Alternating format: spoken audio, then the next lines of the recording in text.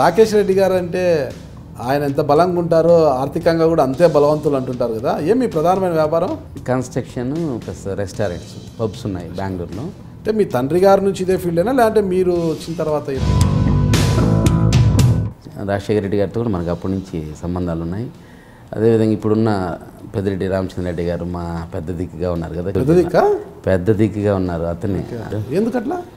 ఆయన మూలంగానే మనకి ఇప్పుడు ఈరోజు మా పార్టీ క్యాడర్ కానీ లీడర్స్ కానీ అందరూ ఇంత కష్టాల్లో కూడా ఉండదంటే ఉండే రామచంద్ర రెడ్డి గారు. లేకపోతే పార్టీ లేదా జిల్లాలో? పార్టీ ఉంటుందండి ఇంత పటిష్టంగా. అంటే చిత్తూరు జిల్లాలో వైఎస్ఆర్సీపీ మూలాలంతా రామచంద్ర రెడ్డి గారే. అంటే పార్టీకి ఉన్న బేస్ ఏం లేదంటారు. టికెట్ల విషయంకి వచ్చేసరికి రాకేష్ రెడ్డికి కాకుండా రెడ్డమ్మ గారికో, వెంకయ్య గౌడ గారికో, సివి కుమార్కో, గజేంద్రకో వీళ్ళందరినీ పక్కకు దోసేసి దయా గారు కానీ ఇలాంటి పవన్ రెడ్డి గారి నుంచి తీసుకుంటే రాకేష్ రెడ్డి గారి పరిస్థితి ఏంటి? లేదన్న అధిష్టానం ఏ నిర్ణయిస్తుందో మా పెద్ద ఆయన రామచంద్ర రెడ్డి గారు ఏం చెప్తే దాన్ని మన పార్టీ కోసం డే 1 నుంచి నేను పార్టీ కోసం పనిచేస్తున్నాను చెప్పి. మీకు టికెట్ రాకపోయినా పార్టీ కోసము, పార్టీ అభ్యర్థి గెలుపు కోసం పనిచేస్తారు? తప్పకుండా 100%. ఎక్కడి నుంచి వస్తుందా మాట? మెయిన్ ఏంటంటే రామచంద్ర రెడ్డి గారి ఆధ్వర్యంలో పలమనేరు మనం గెలవాలా ఒకటి కాన్సెప్ట్. నెక్స్ట్ జగన్మోహన్ రెడ్డి గారు సీఎం కావాలి. అమర్నాథ్ రెడ్డి పలమనేరులో గెలవడానికి మార్గం సుగమం చేస్తే పొంగనూరులో పెద్దిరెడ్డి గారి విజయానికి ఎలాంటి డోకా ఉండదు. అమర్నాథ్ రెడ్డి గారికి ప్రత్యర్థిగా అంటే కొద్దిగా వెంకయ్య గౌడ గారిని రెడ్డమ్మ నిలబెడితే కొద్దిగా ఆయన విజయం నల్లేరుపై నడకవుతుంది. అమర్నాథ్ రెడ్డి గారు కూడా పొంగనూరుకు వచ్చి పెద్దిరెడ్డి గారు సహకరించే అవకాశం ఉంటుంది అని ఒక లోపాయకారి ఒప్పందంతో అయితే రెడ్డమ్మ లేకపోతే వెంకయ్య గౌడ వైపు చూస్తున్నారు పెద్దిరెడ్డి గారు అంటున్నారు. అంటే అమర్నాథ్ రెడ్డి గారిని పలమనేరులో గెలిపించడానికే మీ పార్టీ వారే ప్రయత్నాలు చేస్తున్నారంటున్నారు. అక్కడ విమర్శలు కూడా అవే వినిపిస్తున్నాయి. బ్యాక్డోర్ రాజకీయం చేయడు ఆయన. ఏమున్నాయి స్ట్రైట్గా చేస్తాడు, ఇది చేస్తాడు. సినిమాలపై దృష్టి సారించిన రాకేష్ రెడ్డి గారు నియోజకవర్గంలో అంటిముట్టినట్లుగా ఉంటున్నారు. ముఖ్యంగా ఇటీవల అంటే గతంలో ఎవరైనా గుళ్ళు కట్టాలన్నా, బడులు కట్టాలన్నా, ఏ సేవా కార్యక్రమానికన్నా డబ్బులు అడిగినా కూడా రాకేష్ రెడ్డి గారు చేతికి ఎమ్మకలేనట్టుగా డబ్బులు ఇచ్చేవారు. ఈ మధ్యకాలంలో అది కష్టమైంది. ఎవరైనా గుడి బడి అని వచ్చినా కూడా ₹1,00,000 రాసిస్తామంటే ఓకే ₹1,00,000 రైట్, ₹1,00,000 అని ప్రకటించేసి ఆ 1,00,000 ఇవ్వడానికి 1,00,000 సార్లు తిప్పుకుంటున్నాడు అని చాలామంది కూడా లక్ష్మీస్ ఎన్టీఆర్ అంటే తీయాలన్న లక్ష్యం ఎందుకు వచ్చింది అసలు?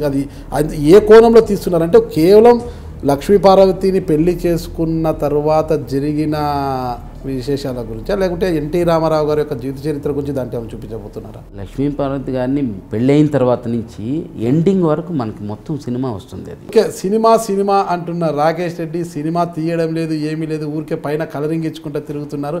ఎక్కడుంది సినిమా? అసలు సినిమా ఎక్కడ తీశారు? మొదటి పార్ట్ అయిందని చెబుతున్నారే, ఎక్కడ తీశారు ఆ సినిమా? ఏ లొకేషన్లో తీశారని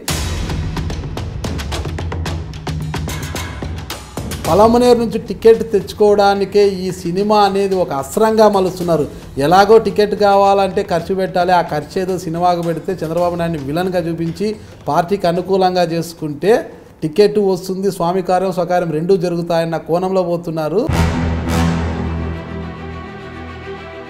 ఉన్నది ఉన్నట్టుగా చూపించేదానికి నాకేం భయం లేదు. ఏమైతే వాస్తవం ఆ రోజు జరిగింది దాన్ని యథార్థంగా తీసే దమ్ము ధైర్యం కూడా ఆర్జీవికే ఉంది. వేరే వాళ్ళు కాంప్రమైజ్ అవుతారు. దాంట్లో దమ్ము ధైర్యం ఏముంది? అవునండి, ఉన్నది ఉన్నట్టుగా చూపించాలంటే ఈరోజు ఎక్కడ అంత గట్స్ ఉండాలా? ఆర్జీవి గారికి ఒకటి ఆ గట్స్ మీకు లేవా?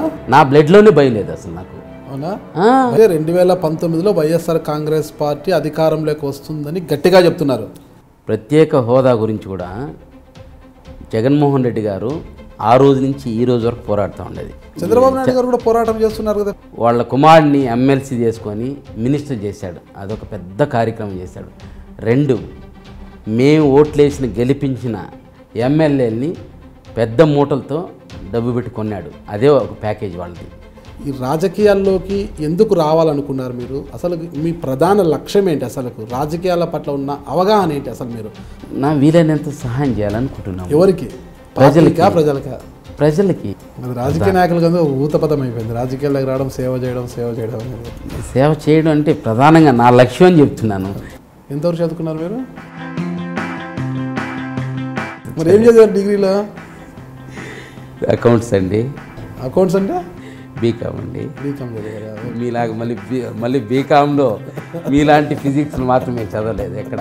అవునా? ఎవరో చదివారు అట్లా? మీరైతే బీకామ్ చదివారు. అంతే. డిగ్రీ పూర్తి చేసిన తర్వాత